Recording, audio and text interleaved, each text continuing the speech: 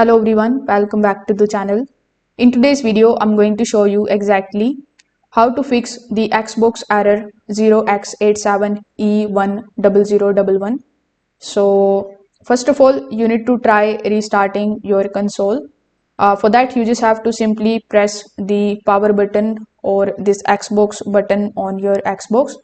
Then you just have to wait for 10 seconds and then turn it back on.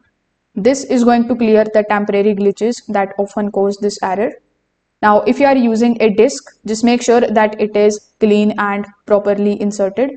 If it is a digital game, make sure that you confirm that you are logged into the account that owns it.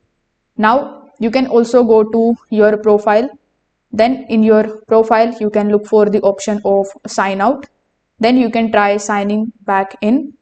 This particular step also going to refresh your license and account data. Now sometimes the problem is relating to the updates. So make sure that your Xbox system and the games are fully updated. The outdated system can basically cause the launch related errors. Now if the issue still continues, you can uninstall and reinstall the game.